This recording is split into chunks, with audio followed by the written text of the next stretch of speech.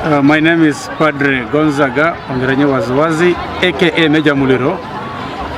I am the Diocese Youth Chaplain of Soroti Catholic Diocese. We gather here to start the annual Diocese Youth Conference, which is attracted youth from all over the diocese, all over the 55 parishes of Soroti Catholic Diocese. You can see from the background the mammoth gathering, and many are still coming in. Many more are still coming in. We are basing ourselves on the theme that was already given by the Pope, based on Isaiah chapter 40, verse 31. Hoping the Lord, running and never get tired. And I like those words. As young people, they must not get tired. They must push on.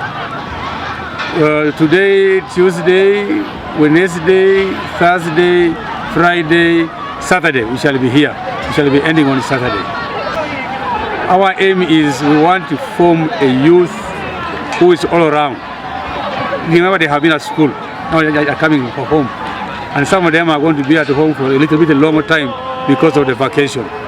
So we want them to fit in the jigs of society during the vacation.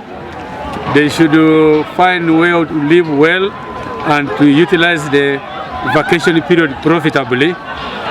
And also, secondly, we want to form a purpose-driven youth.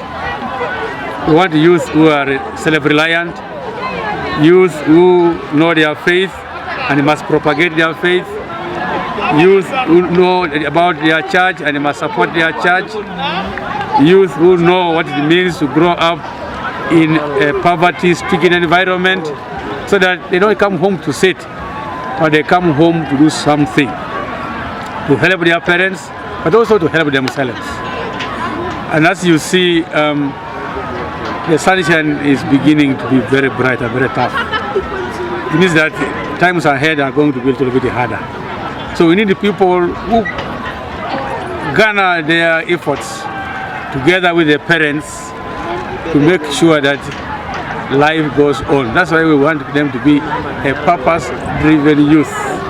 Each one must come to learn, and each one of them must go home with something that he or she has learned, and he goes to propagate to others who have not come here. In other words, we're also training them to be evangelizers. Remember, on the 29th of this month, we shall be launching the Jubilee year. And the Pope says we must be pilgrims of hope. So we want our youth to be pilgrims of hope. So during these few days that they are going to be here, we want to give them intensive programs that will make them real pilgrims of hope, real purpose-driven youth, and really self-sufficient and self-sustaining young people. They must live a life of meaningful life. You see, gone are the days when people used to hold their hands like this to wait for food to come to the table. No, they must put their hands to work. There are so many enormous achievements for the last 10 or so years that we have been here. Remember, personally, I have been a youth chaplain for the last 22 years. This is my 22nd year as a youth chaplain. And every year we have seen progress. Many of the young people who adopted the teaching of self-reliance and entrepreneurship, those who became entrepreneurs, some of them are employing people. There's one of them who was a treasurer about 3-4 years ago. As I speak now, he has a supermarket and a wholesale shop. Others have gone to rearing poultry. There is one from Tukum who was employing 20 more youth to take care of his poultry. So it means that those who really listen, that's why we encourage them to listen and write. Those who take these notes seriously and go and put whatever they have learned in practice, they have progressed. But those, of course, not everyone can progress at the same pace.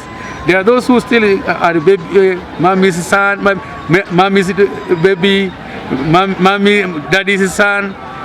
They are still darling. But those who have made strides, they have really made double strides and they are progressing.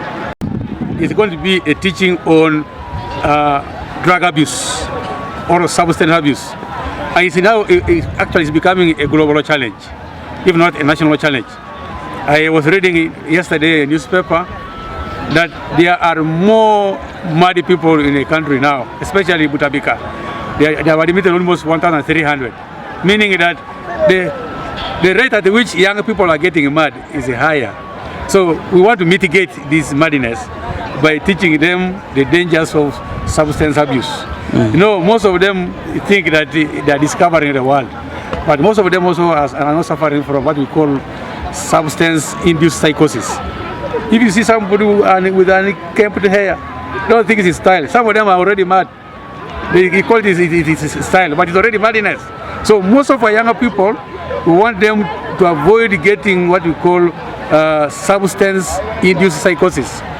We want them to be, of course, you know, when you teach, not everyone takes the message as it is, but we want to give them the message as it is, and to give them the figures.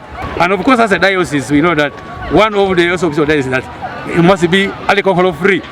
So that's why we have also staged the amendment at the gate, so that they check. Nobody should come in with alcohol. Yes, we want an alcohol-free conference, and we want a youth who is free from intoxication. But the biggest challenge that also we had in parishes is that accommodation. It became a very big challenge. Okay, they may have, parishes may have schools, all right, but then toilets. You see, for us, at least we have tried to have toilets here.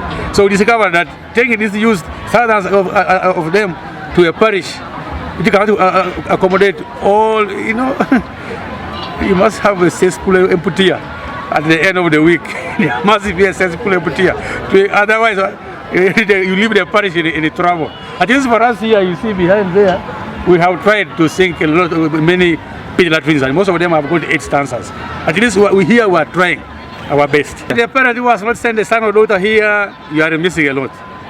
Because here we are molding people, responsible citizens. So if your son or daughter is left behind, she might become a problem to you, dear parent.